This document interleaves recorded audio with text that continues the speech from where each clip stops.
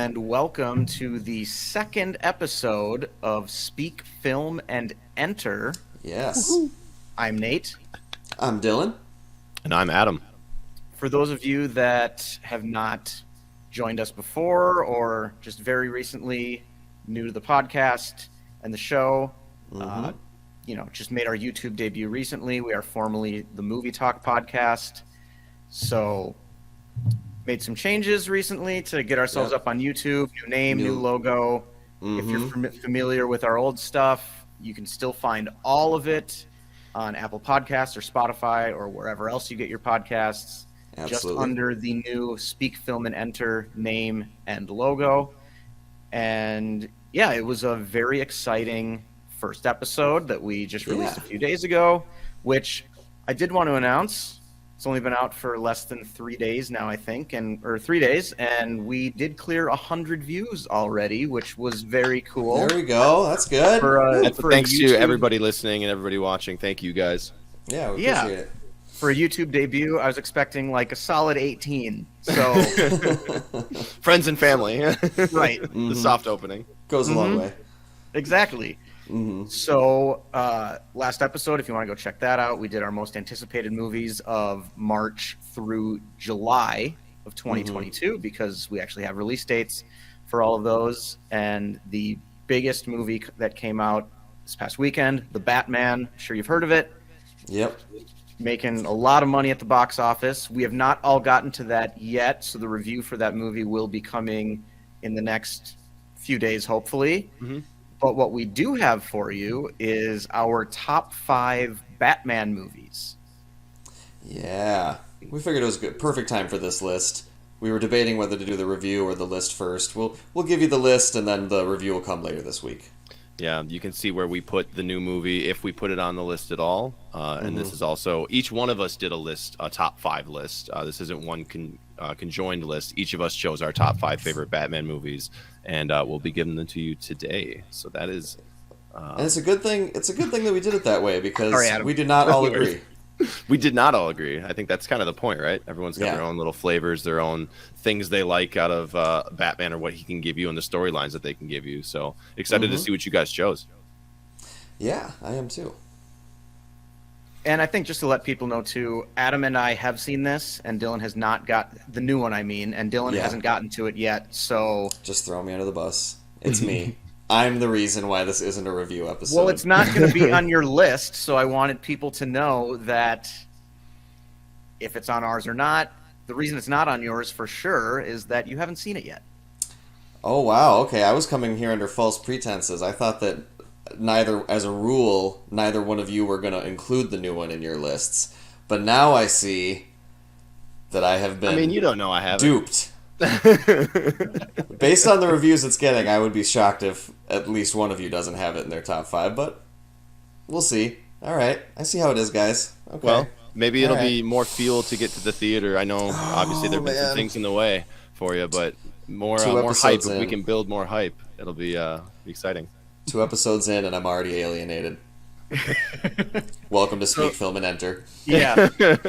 We haven't had an on-air argument yet, or at least since the infamous Greyhound episode. That. Listen, I heard that was a very good episode from a lot of other people. They thought it was our most spirited episode, and I, for one, will take some of that credit for being the antagonist. I think spirited is a good way of putting that, and this could get heated too. I know some people are very opinionated about their Batman movies.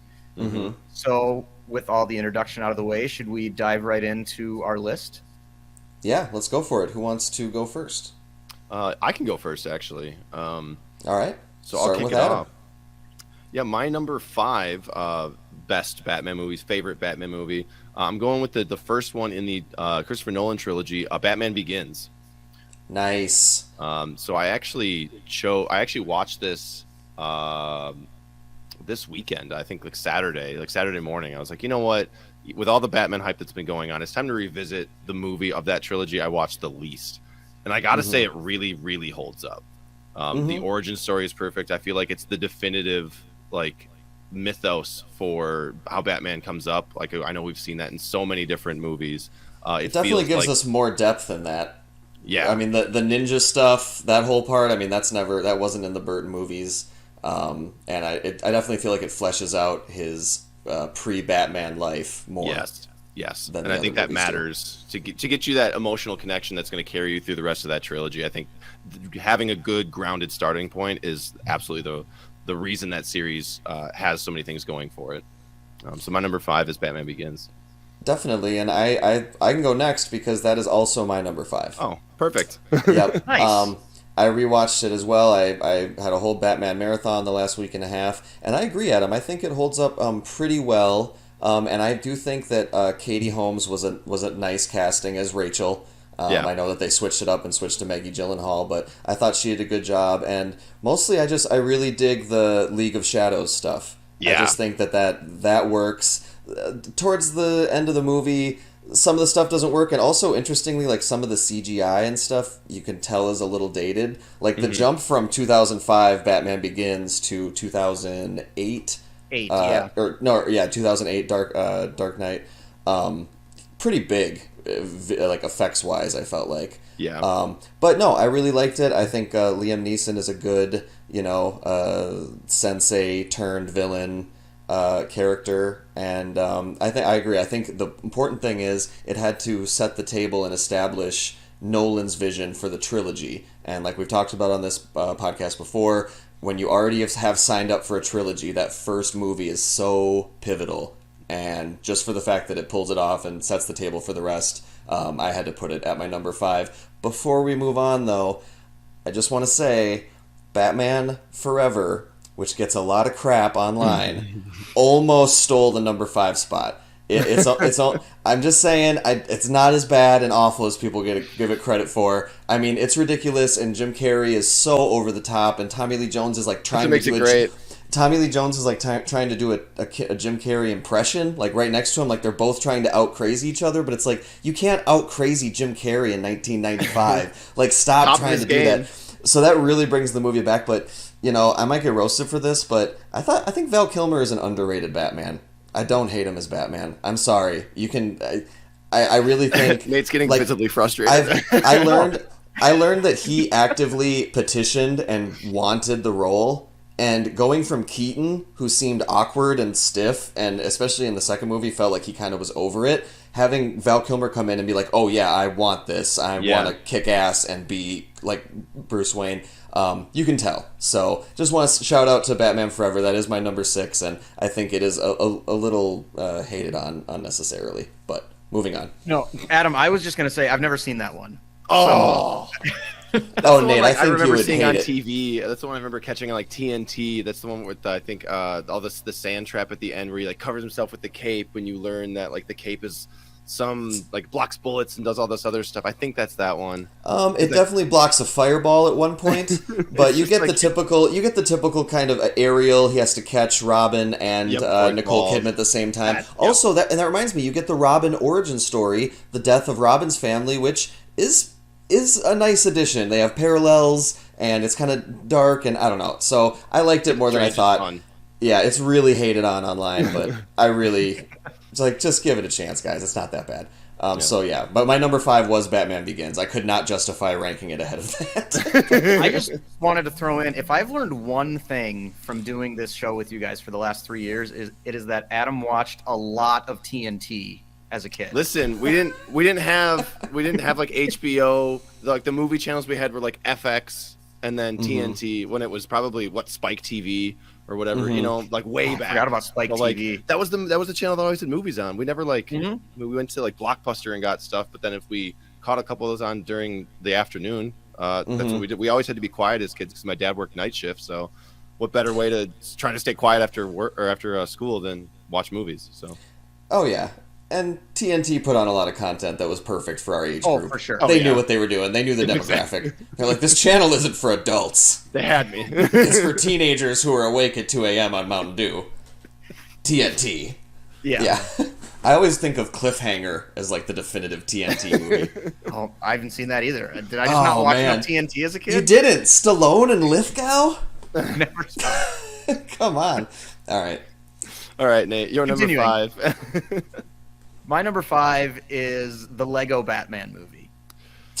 Dude, I'm not gonna lie. I never thought you'd put a Lego movie on any sort of list that you're giving praise to. I know you don't like the Lego movie as much as I do, but I thought you'd hate the Lego Batman movie. And I'm not gonna lie, I've never seen it, and I was not able to get to that this week, so I'm still out of the loop. I knew that would kill you, Adam. I'm so sorry.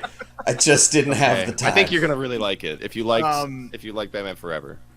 So here's where I've been with Batman recently. I've been rewatching a lot of them. I've seen a lot of the animated ones, and I've been watching some for the first time. I didn't see the Tim Burton movies growing up. I've never been the biggest Batman fan. Like, I still haven't seen either of the Ben Affleck ones. And I just hadn't seen the Lego Batman movie, mostly because I'm not a big fan of the Lego movie, although my favorite part of the Lego movie was Will Arnett as Batman.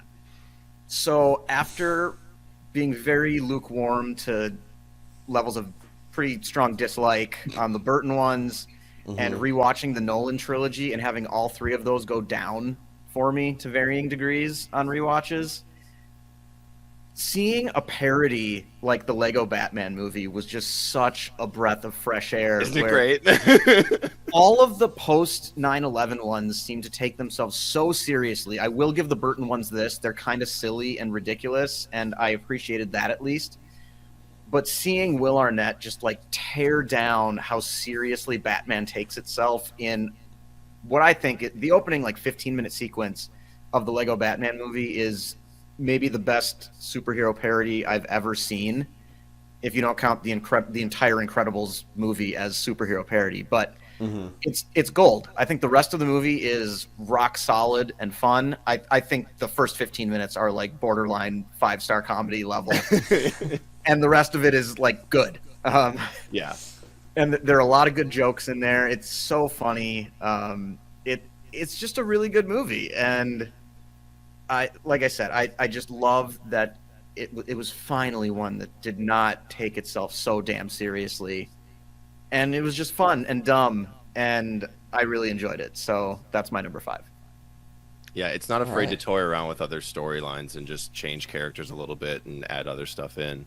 And I talk about that because it's my number 4 as well. It's the Lego Batman movie. I just think is great. I don't want to say any of the jokes because I don't want to ruin it for you, Dylan, because I do think you should get to this after doing this list and after seeing the new Batman. I think you should go back and watch this because it does do a lot of meta stuff, but it's like one of the ones that makes meta work like all the way through.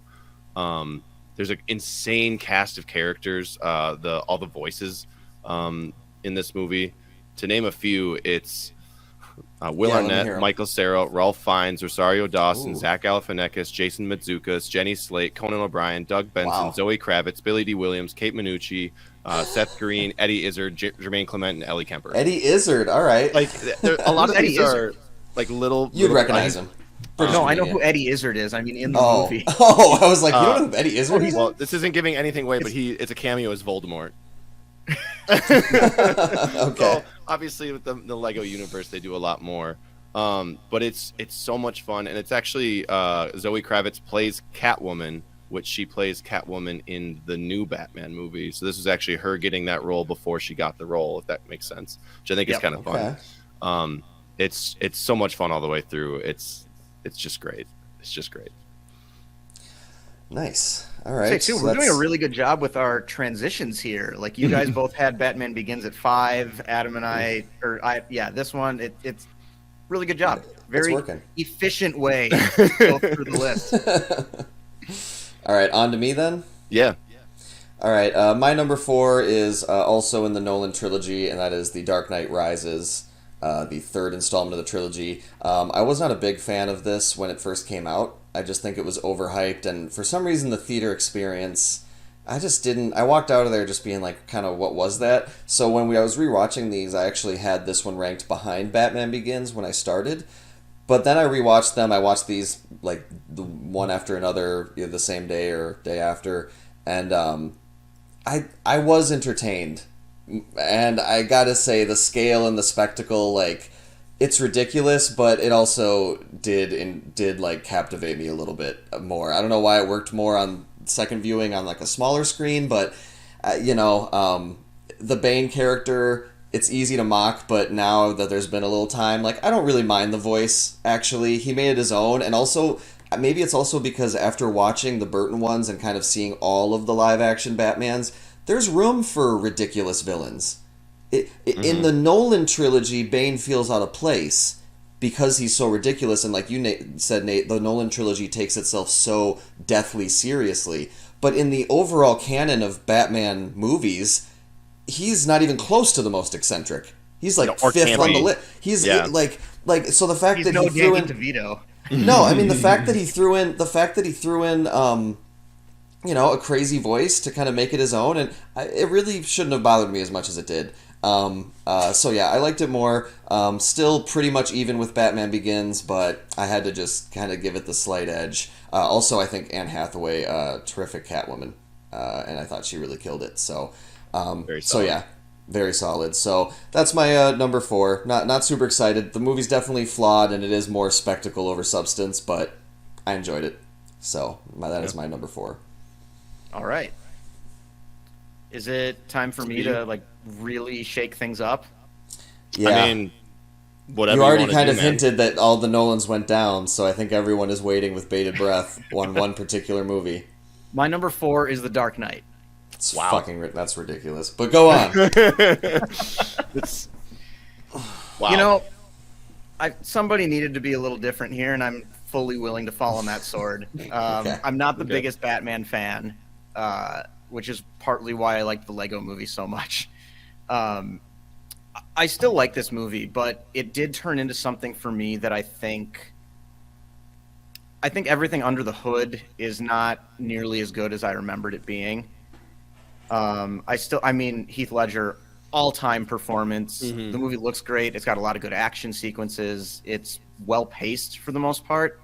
There's just a lot of times where I felt like scenes just either kind of stop, or there's some weird plot holes that people have just decided they don't care about, which I think Nolan's really good at doing. Yeah, I would somehow. agree with that. Mhm. Like little things, like when they like dive off the tower to save Rachel, and they land on the cab.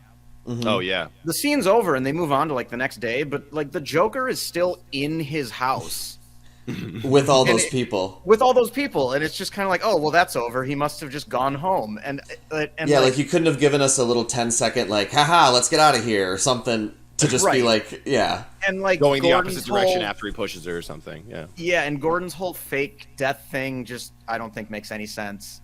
And there's some very strong like post 9/11 like Patriot Act and like enhanced interrogation technique, torture, like that it's like sometimes it's warranted, and it just feels like kind of an era, and that I think I don't know, it didn't age as well for me.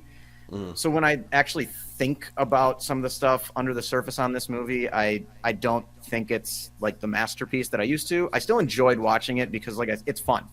And Heath Ledger is amazing. But there were moments where I kind of stopped and thought like, I don't really like that so much. Or like Michael Caine's speech about the line with some men just want to watch the world burn, where he's basically comparing like a native person fighting back against colonialism to what the Joker is doing, which Yeah. is ridiculous. Yeah, and when you pointed that out, I did also catch that way more in that movie. I mean, that story, yeah, like when he was in Burma, and when you really look into it, it is not a good parallel at all to like what the No. joke, and it's kind of like, okay, that's disingenuous. And then also, there's even a little, since you had mentioned that about his speech in that, I picked up some of that in Batman Begins too, when like some of the things that like Liam Neeson says as to like the goals of like the League of Shadows, it's meant to be like portrayed as like a leftist group, but then like they have power that would only be from like capital and big business, and it's just, I don't know, it's like It's weird weird. conflating. Yeah. Mhm. And before I get roasted in the comments, I still like this movie. I just Yeah. it could just be recency bias of like rewatching it and having and noticing some things I don't like. I haven't had time to separate myself from that so much, where That's fair. it went down a full star for me, but I still like this movie. There are just some ones that I think I'm gonna like watching more as we progress. So it went down a full star from what to what? From a 4.5 to a 3.5. Okay. Okay. Okay. Okay. All right. Makes some sense. 3.5 is still very good. In case Yeah. some listeners of the podcast, we've done an episode talking about kind of how we categorize the stars, and a 3.5 is still very good, and even a 3 is a good. So we try to Right. leave room on both sides. To But separate like good movies from masterpieces. yeah, And or like else good we ones that just you give should everything a they should- 4. Yeah, good ones that you Right. should get to that like it's not going to be the end all be all, but it's still worth seeing. Like take time out of your day to make sure you see that movie, the 3.5. Yep. You know. Mm-hmm. So, all right. Back All right. to Well, you, not. Adam. Yeah, my number 3 is The Dark Knight Rises. Like There your you number go. 4, Dylan. I figured the Um, Nolan trilogy would have lots It of was gonna be showings pretty high, in this yeah. episode. Yeah. Yeah. Yeah. I know I was a lot higher on this movie than you guys were when it originally came out. You For were. a long time, I was You've saying been the it was better champion than of the. this movie. Yeah, for a long time I said it was better than The Dark Knight, but I understand now that the reason I said that was I was so tired of the Joker being every single villain in every single Batman movie. It's like I wanted something new. Bane was brand new. He looks completely different than he does in the comics, which I think, to your point earlier, some of the other villains can look more campy or look more Yeah. outrageous, like Poison It's okay. Ivy. Sub-Zero is a big one that just looks ridiculous. But at Even- least like Bane looks just like what you would expect an absolute terrorist to look like, just a big macho giant man who has unlimited strength, right? Mm-hmm. Mm-hmm. So I don't feel that way anymore. It's definitely not as good, in my opinion, anymore as what I used to think. That it's worse than Dark Knight. But I think there's a lot of good things about Rises. Batman like finally getting his back broken, and a bunch of like seeing him fall and seeing him flounder a little bit. There's obviously some gaps in that movie where he just fixes his back with a rope in like a couple months, and then it's I'm glad fine. you brought that up because I was going to, but Because like you're- Yeah. yeah, it's some of those things. Like I'm sure that's possible at some point. Like somebody survived a broken back with some weird pulley system, but like they it's probably Batman. didn't fight Bane afterwards. Though. Exactly. Yeah. And I love how and they never even show how he gets back into Gotham. They make a huge deal of how Gotham is like it's impossible to get in there, and then it cuts and he's just already there, like walking up to Catwoman, like, all right, I'm back. Back to my point of Nolan just getting away with plot holes. It's a skill. It really is for It him. really is. Where Because you're not he's just concerned like, about that. You're just like, that's semantics, whatever. Just I know where he's is he? How so do you- good. you know? He's so good with the spectacle that he gets people to just not care. Yeah, I will say the other thing with this movie that is not obviously it's not Nolan's fault, but this was supposed to have the Joker in it and have Heath Ledger in this movie originally, but after obviously Dark Knight and he died, he had to completely scrap part of that movie or part of Dark Knight Rises and rewrite it and make other things work. So there's going to be a lot more gaps. I would love to have seen what that vision really could have culminated in. Thinking the start with Batman Begins through how good the Dark Knight was, and then finishing with Bane and the Joker, I think would have been an unbelievable. That would be the top movie of all And it would time. make- I feel like. And it would have made sense because even if the Joker was in Arkham, once they take over Gotham, they could just release it. Like Exactly. there's a built-in way for him to just jump right back into the story. Exactly. Yeah. the Joker has escaped from Arkham at least 100 times in the Yeah. history of Batman lore. It's like I'm starting to think Arkham's not a very safe place. I'm starting to think Arkham has some holes. Really lacks security. Underground tunnels that people just willfully leave open, or Mob members Whatever. just walk in and leave with a prisoner. yeah, that was weird. So yeah. So Dark Knight Rises for me, number 3. All right. Yeah, that's my number 3. Dylan, on to you. On to me. Number 3 is 1992's Batman Returns. And this is the only Burton movie that's going to make my list. I'll be honest, the original Burton movie, I really was not feeling. I didn't really like the aesthetic. It was like too dingy, but also kooky, and like the Art Deco, and I didn't like it. Everything felt claustrophobic, and then with Michael Keaton, in my opinion, being a little awkward and underwhelming, Kim Basinger, very just, in my opinion, also kind of bland and one note. And then I enjoyed Jack Nicholson, but not consistently and enough to save the movie. So I was a little bit, I had low expectations going into Batman Returns, and I felt like it was significantly better. I felt like the first hour, I found all the characters to be way more intriguing and layered. Danny DeVito just totally inhabits the Penguin on a whole nother level than Jack Nicholson did with the Joker. One of his best roles. A whole nother level. I mean, with Jack Nicholson as the Joker, it's like, yeah, he's doing a good job, but he's still Jack Nicholson doing a Joker. Whereas DeVito just disappeared into the Penguin. Yeah, all the like the eyes, the mannerisms, like every time he moves, the weird hands, and also the really tragic backstory that makes you kind of sympathize with him, even though you know you shouldn't because he's gross and awful. But like, I mean, he got thrown in a sewer as a kid, and he was raised by penguins and carny folk. Like, I don't know. You're not going to have a normal adult life. Yeah, he's got some social problems. He's not good at being social with people. Like, go figure. Like, and then I also really liked Michelle Pfeiffer as Catwoman.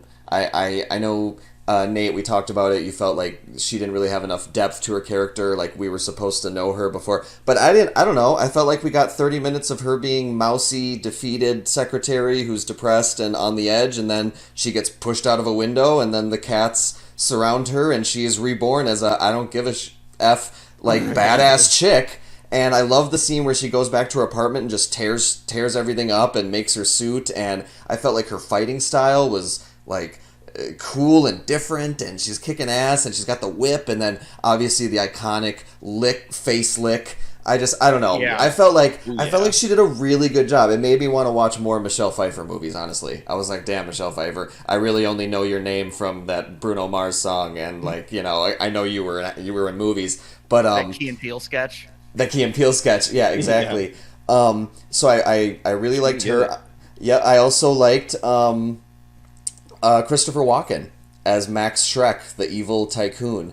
I mean, I felt like he was menacing, and he totally played into just being a bad guy who's just in it for the profits, the way he kind of makes Penguin into like a mayoral candidate, and then he's like, oh, never mind, this was a mistake. Like, he's just such a sleazeball, and it's Christopher Walken, so right away I felt like he was stealing scenes. And then last thing, Alfred Goff as Alfred, or Michael Goff as Alfred.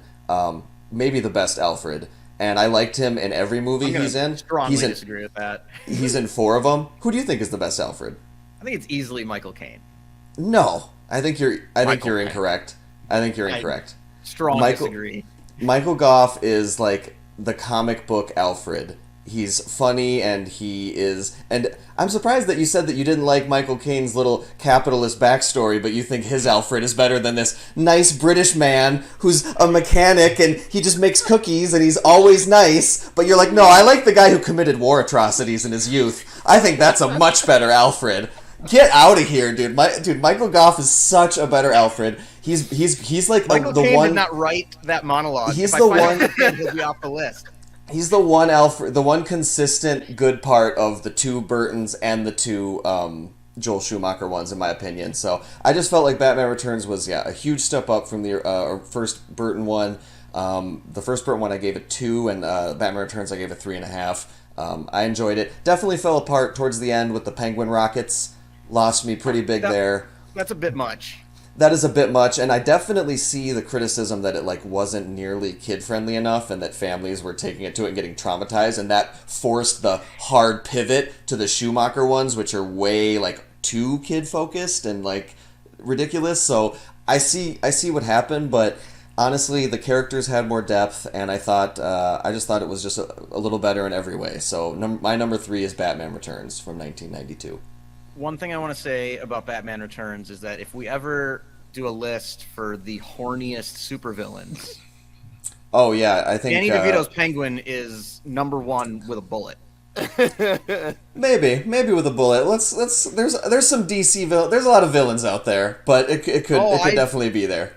I feel pretty confident saying he's at the top of the list. You haven't seen Batman Forever though. That's true. So I guess I can't fully speak on all the Riddler Batman is. Villains. The Riddler is also. Yeah, he's getting after it. He has his. He screams the word joygasm at one point. So. Yeah. Okay. Jim Carrey had a lot of fun on that set, I'm sure. Well, yeah, they told him like be as crazy as you want, and he was like, okay. That's what makes me money right now. So. Yeah. All right. Over to you, Nate. Yeah, my top 3 are kind of basically tied for me right now. So I decided to put the newest one that I've seen at number 3, Okay. which is the Batman, because I've seen the other two many times. So didn't want to come in too hot with the new one, but I think it's really good. I don't want to say too much about it because we will have a full review of this movie, but I really like the 70s noir Zodiac type detective angle. I felt it was very refreshing after the more militaristic style of Nolan and like the Affleck ones. It was just nice to see him get back to being a detective. I love the way it looks. It's got really good villain performances, and usually movies with a bunch of villains kind of suck. Like Spider-Man 3 comes to mind right away, just with too much going on, with too many villains, and the new one does a very good job of balancing Riddler, Penguin, and Catwoman to have it make sense why they're all there and have them all slot into their own unique part of the story. So won't get too much more into it, but really enjoyed the new one. So I've got that at number 3 on my list. Is there enough rain? You could I don't know. say It depends it's on how big of a monsoon. fan of the original Blade Runner you are, I think.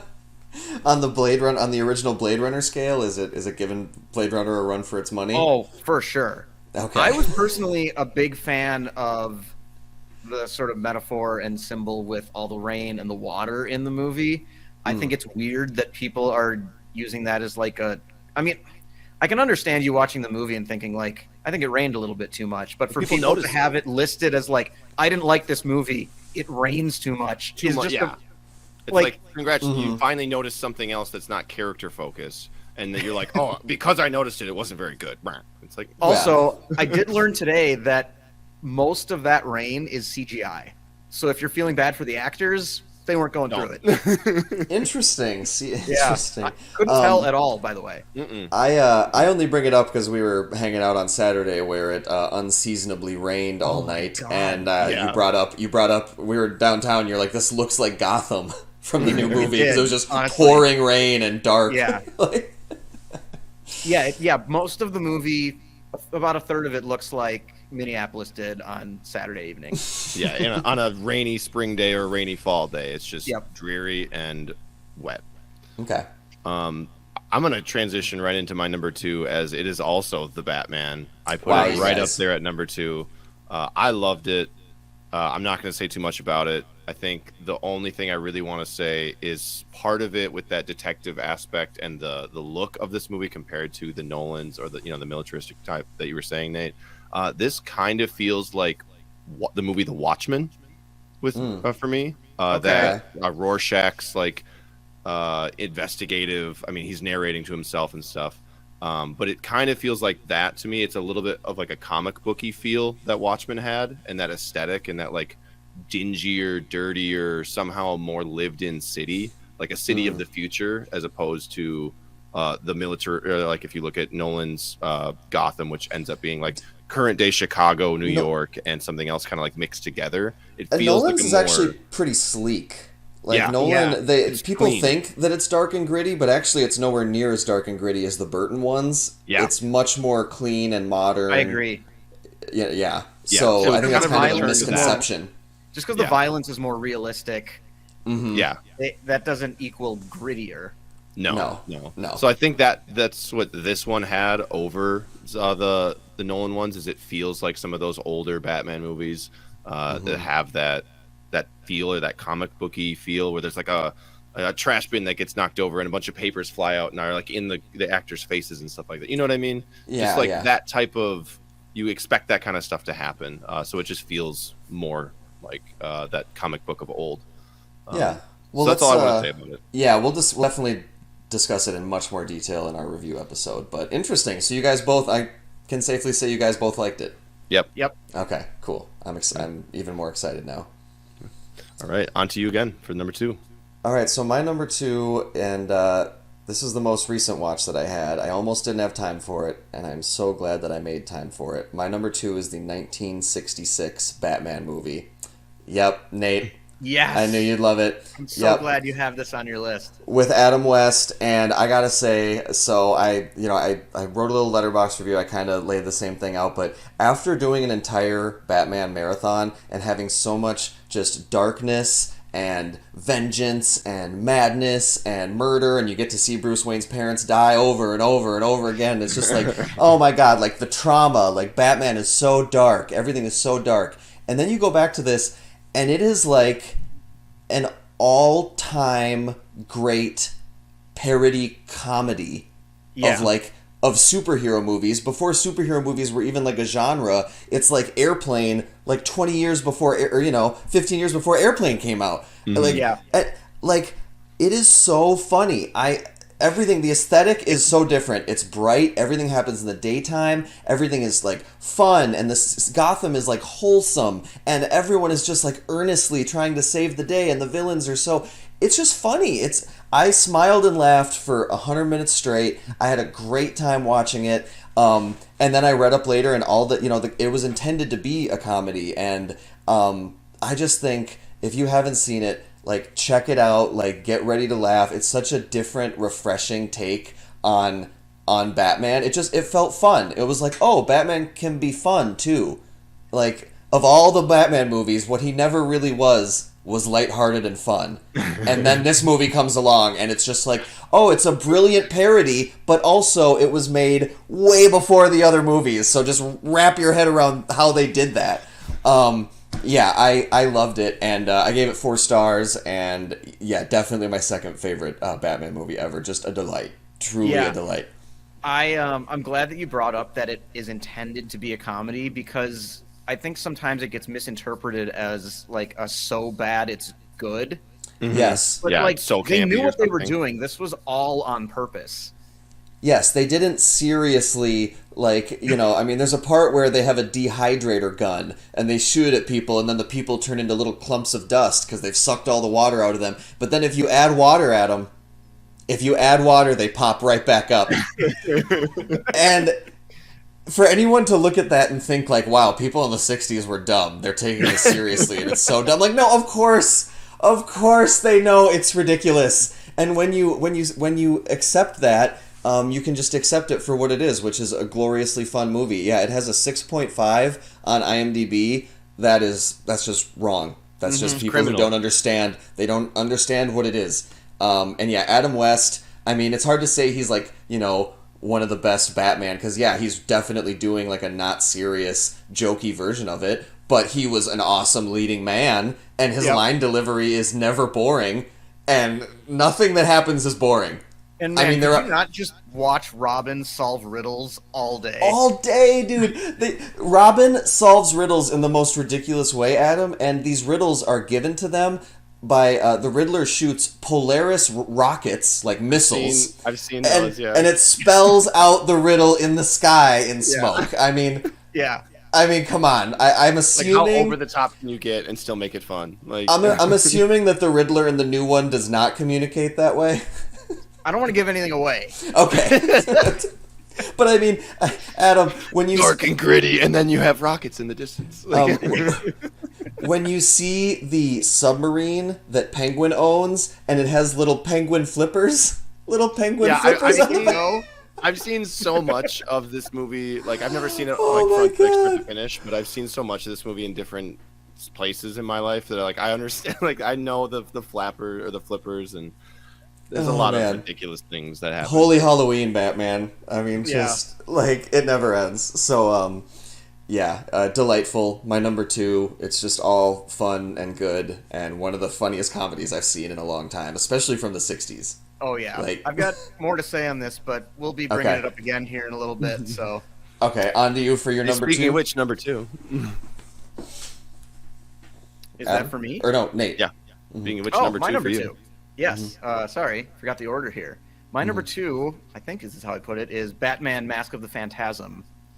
The animated movie from the 90s Batman animated series, which is one of the most celebrated animated series of all time, not just comic book or superhero stuff, but it's one of the best animated shows ever. This is Kevin Conroy voicing Batman and Mark Hamill voicing the Joker. Mhm. I just loved this show growing up, and I still think that this is the best Bruce Wayne movie. Oh And yeah, I saw you mention that. What do you Yeah, mean by that? I mean, in this movie, he's got a romance with a character we don't see in really a lot of other stuff, and they both have trauma in their backgrounds. And this is about Bruce, like, actually thinking about hanging it up and and like maybe getting married and trying to have a normal life. And the same Okay. thing with this woman, like, she's got some ghosts in her past and trying to have a normal life and just not being able to get there because of the trauma that these characters have and how much that he's actually been affected by being Batman and the things that he's seen, like not just his parents but actually all these years of doing this. And I just think it's handled really, really well. I mean, part of this might be because I love the animated series so much, but I rewatched a lot of these in the last month, and I just think the character work here it's much more focused on Bruce Wayne, the character, than it is on fighting bad guys and beating up the Okay. Joker and stopping the mob or all the other kind of Yeah. crazy adventures that Batman gets into. This is Yeah. just like a really grounded look at trauma, which is Mm-hmm. crazy given that it's a 75-minute animated Batman movie from 1993. And it's like, Yeah. and it's possibly the most mature Batman movie in that sense of all of them. I really like this movie. I know there's a lot of love for it out there amongst like diehard Batman fans. I can't speak to seeing it for the first time, not as a kid, because the first time I saw it, I was, 7 years old probably. Yeah, yeah. So I don't know how much the nostalgia factor plays in here, but I did rewatch it again and try to watch it, with the eyes Objectively. with the eyes of an adult, and I just think it works really well. I actually watched Interesting. this today for the first time. And it wasn't my favorite. Obviously, it's not on my list. I mean, we have number one to go yet, but it's not on my list. Yep. I enjoyed it, but because it does focus more on Bruce Wayne than it does on Batman. It's, I think, the only Batman movie I've seen where it feels like his true identity is Bruce Wayne and not Batman, because in every other iteration he's his normal self, or he's his pure self when he is Batman. That's how he thinks of himself. Yeah. So it's that kind of paradigm shift of thought to being like, oh, this is a Bruce Wayne movie, not a Batman movie. So that's a little bit interesting to go through, and they do a lot of like flashbacks to set the stage, which is really nice. But at the start I was like, where's this going? And they do it a couple times so you get used to it and you kind of know what the timeline is and how that works out. Okay. It's good. It just wasn't my favorite, but I would agree with everything you said, Nate. Like, it does take a really grounded look at all that stuff, and you just have to know that you're walking into that before you get there, I think. Yep. Yeah, So- I unfortunately was not able to get to any of the animated ones, but before the end of the month, I'm gonna try to watch those animated ones, and maybe on the roundup episode, I'll let you know Yeah. what I thought of it, because there are a couple that are very highly rated, and the animated Batman is a big part of the Batman universe, so I didn't want to Absolutely. neglect it, but I only had time for X amount, and I just thought I'll just knock out all the live action Yeah. ones. That's the way to go. All right. All right. Number one. Number Exciting, one. exciting. I mean, I think if I was a betting man, I think I know what I would say here for at least two of us. Yeah, But, I think it's kind of obvious based on what I've talked about already. My number one was The Dark Knight. As is mine. So we'll just okay. combo. Tag team it. Yep. I love, obviously, the Joker is the Batman villain played God to tier absolute performance. perfection. Like, this is the performance that people are going to aspire to now. Like, how do I differentiate myself when I play the Joker from Heath Ledger? Because if I'm too close, people are going to say, oh, it's a knockoff. If I'm too on the nose, people might be like, oh, it was a great interpretation of what he did, but it was, maybe you didn't make it your own, so it wasn't good Well, enough. we saw what happened when Jared Leto tried to take the mantle, and that, huge and shoes that- to fill, but Yeah, and that was just that's a bad movie altogether, and they gave him like 30 seconds of screen time to do what Heath Ledger had a whole movie to do, and they made him look like an idiot. So but Heath Ledger's Joker is the gold standard now, like for all things. I liked the rest of the movie, how they work in Two-Face and who they make, like Harvey Dent and all of that. And I have a friend who thinks this movie's too long and it should have been two movies. Well, if you think of the trilogy as a whole and setting up the third movie, which would have had Heath Ledger in it, it makes absolutely perfect sense. I think the extra addendum of the Harvey Dent stuff makes it, like, brings it over the top. So I'll stop there and give you a second to go. No, I agree. I mean, I will say, Nate, that watching it now, I can see the criticisms more clearly. When it came out in 2008 and we were in high school and I saw it like 4 times in theaters, every time it was just amazing, amazing, even more amazing. And yes, I think that it is still very strong. I still have it as a 5-star movie. I think the pacing is phenomenal, even though it is such a long movie. However, it does feel like there's maybe one too many Joker sequences crammed in. And for me, it feels like the hospital segment is the one that was just a little crammed in, because at this point he's already established that he's a step ahead of everybody else. He's already established like that he's a genius, and then like you know that the big boat thing is coming at the end, and you kind of forget that, oh wait, there's also this hospital bomb thing, but I don't mind it because the Joker's incredible. I don't think it's too long. Also, watching all the other the first one, the Tim Burton ones, I caught on to some maybe like an homage or at least like connections to the Jack Nicholson performance that Heath Ledger definitely borrowed from, or that Nolan borrowed from. In the Nicholson one, there's a moment when Batman is driving straight at him with his bat plane or whatever, and Jack Nicholson's basically in the middle of the street like, come on, hit me. Same thing, you know. Heath did the same thing. Also with Jack Nicholson like manipulating the TV and manipulating media and turning the city against Bruce and portraying himself like he's actually saving the city because of like... So they definitely borrowed a lot from the Nicholson movie, and I appreciated it. But I just think, the all-time great performance from Ledger. The action is great, and I still have it as a 5-star movie. It might have gone down a little bit in my all-time rankings, but I still think it's one of the best superhero movies ever made, and it was a delight to rewatch. And number 1, The Dark Knight, 2008.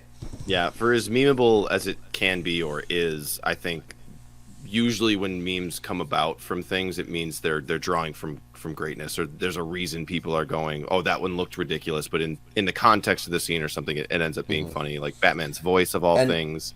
You know. Yeah, and I chose to when it got to the part with Michael Caine's little speech, I just chose to not think about it too much, and I just went, old men, they always tell stories that are a little cringy. All right, let's keep going.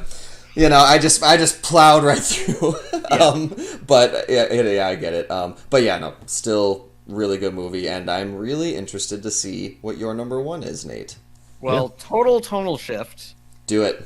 My number 1 is the Adam West 1966 Batman movie. All right, now this is a thing now. I mean, this is a Speak Film and Enter like hot take. Batman 1966 version is awesome. This is, for me, just by far the most fun Batman movie. The one I enjoyed revisiting the most by rewatching all of these. I mean, like I said, I do kind of in my mind have the top 3 as sort of a tie. So I just went with the one that I think is the most fun. Yes. And I mean, just other things like that you didn't bring up. Please. I mean, when they're trying to defuse a bomb, and he carries it like above his head when he's running, and around a pier, trying to find like somewhere to safely dispose of this thing. And every time he turns, like at first it's like a group of nuns. Oh no, gotta turn the other way. And then it's like school children. Yep. And then it's like a stroller, a baby stroller. And then he goes to throw it like over the edge of the pier into the water, but oh no, it's a bunch of baby ducks. Yeah. And I was just losing it. And this has, I mean, I enjoyed the final fight scene in this movie more than all the other Batman movies. Like, how did they pull that off after so much joking and silliness? Yeah, to like actually have a compelling fight scene at the end. On top of a surfaced submarine, and they're fighting. You got Penguin, Joker, Catwoman, the Riddler, and then you've got all of their henchmen are pirates. For God's sake, like that's amazing. And there's a moment in the final fight scene of this movie where there's something on top of the submarine that like spins. Yeah. And Batman and Riddler are kind of like, who's going to go around this thing? And then finally Batman just picks a side and starts like running around in a circle. Circles. And he spins the Riddler around and then he stops. And the Riddler's like super dizzy. and he tries to charge Batman, and he misses by like 90 degrees. Yeah. And runs straight into Straight the off. ocean. Yep. It is amazing. When Penguin gets thrown in the ocean and he's swimming, still holding the umbrella above the water, still smoking a cigarette when he's like up to his chest in the middle of the ocean. Like, come on! Like, I'm glad you brought up Penguin because honestly, Burgess Meredith is who plays the Penguin in this. Oh, no He is- way. yes, He is phenomenal. he's The so little like good. sort of like laugh His in it. waddle. Yeah. I mean, he's legitimately good in this movie. Like, he just nails that role so much. It's also, I mean, it's all four of them. It's kind of weird that the Joker actually has, like, the least to do. Yeah, he Because mostly the way lets the plot everyone is else set make up- the plans. Yeah, the way the plot is set up, like, the Penguin's sort of the plan ringleader. Riddler's got his riddles in the Catwoman sky. is the undercover agent posing to get to trick Batman personally. And then Joker's just kind of there. And he still does a good. Cesar Romero is who Yes. plays him, and yeah, I mean, if you've never seen Cesar Romero, like, you gotta check it out because his cackle and just his mannerisms are just like spot on. He's making it his own. And then I did want to mention Catwoman too. I thought that Lee Merriweather was pretty fantastic for a 1966 Catwoman. Like, it could have been like really badly written or like really kind of cringily portrayed, but I felt like it held up pretty well as she's like Miss Kitka. as Miss Kitka or Catwoman, and she always has like her little cat, and it's just, I don't know. And I also, last thing I'll say about this movie, it is so fun to me that like Penguin and Batman keep thinking up like crazy different gadgets that seemingly nobody else has. They invented themselves. Nobody else knows that they have. And every time one of them does something to like foil the other, like Batman or the Penguin is just instantly like, aha, he must have used whatever. This thing, yeah. And it's exactly right every single time. Like when they're getting torpedoes shot at them when they're stuck on a buoy because of a magnet. And they're able to stop the like they shoot the torpedoes off. Penguin's like, there's no way they can stop this now. We've got them. Yep. And then they just send some weird like radio frequency thing. They, and, like, they reverse the polarity and like shoot out like a reverse magnet, which then blows up the next one. And like you said, immediately Penguin is like, they must have reversed the polarity to blow them up. right. Like, why were you so confident? Like, if you were able to know right away what they did. They did the one thing that was gonna foil us. Exactly. And it's so campy and so fun. I love this movie. It's just a great comedy, and it's my favorite Batman movie. And rest in peace to that brave, loyal porpoise. Yeah. That gave its life. I mean, come on. That's how they survived the last one, Adam. Is the battery It doesn't even show died. it.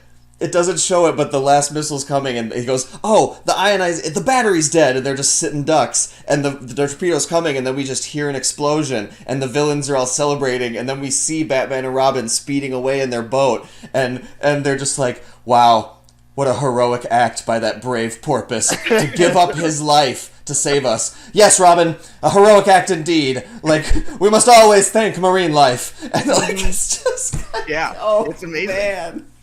The movie's gold. Oh man. Well, that gives me hope for. I mean, not that this is equating this at all, but it gives me hope that you'll like the Lego Batman movie because it has a lot of humor in it as well, and is very lighthearted. Like this, I feel like I will. And they do throw a lot of. I mean, one of the meta things about Lego Batman is they make fun of every other Batman, so there is some Adam West humor in there. There's a bunch of that stuff. So, I hope you like that as much as you liked this one. Cool. All right. Well, that was. I think that was a success. I think there were some surprises. The 1966 one being so beloved, and maybe Nate's take on some of the Nolan ones. But that's what makes it interesting. That's why we couldn't have done a joint list because there would have been arguments. Too many. Maybe the podcast would have broken up. Big arguments. Imploded. Probably wouldn't talk to you guys anymore. One of you becomes Batman, the other one becomes Robin, and some of us become Nightwing. We'll see what Oh, okay. You, All you, right. you split out. You splinter. They're gonna say one of us becomes like the Riddler or something. That's what I was gonna say, and then I was gonna be like, I think Nate We're on could the be same Riddler. side here, Nate. Oh, thank you. Okay. He's smart. The Riddler's smart. Okay. That's just insane. Yeah, come on. No, I think Nate. I think you'd be Bane. Yeah, Nate's definitely Bane. Nate's definitely Bane. That's how I've always pictured myself. Yeah, you're gonna do the voice. No. Okay, I was gonna put you on the Absolutely spot not. there. All right. I thought that was a success, and again, we will be putting out our review of the Batman soon, later this week, as soon as I am able to see it. Was there anything else, or should we get to put a wrap on the show? Whose turn is it to put a wrap on the show? I've got It's it. Adams. Last thing though, we're new to YouTube, so we need to start remembering to do this. But like and subscribe, hit the bell so you get notifications for new episodes. Absolutely. We'll always include links in the description to our podcast. So if you are new to us and have only seen us on YouTube, we've got 3 years worth of reviews and lists and other episodes in the podcast. So head over there and you can check out all of our old stuff. But and we like to put a random movie quote at the end of our episodes. So Yes. without any further ado, Adam, take it away. We are men of action. Lies do not become us.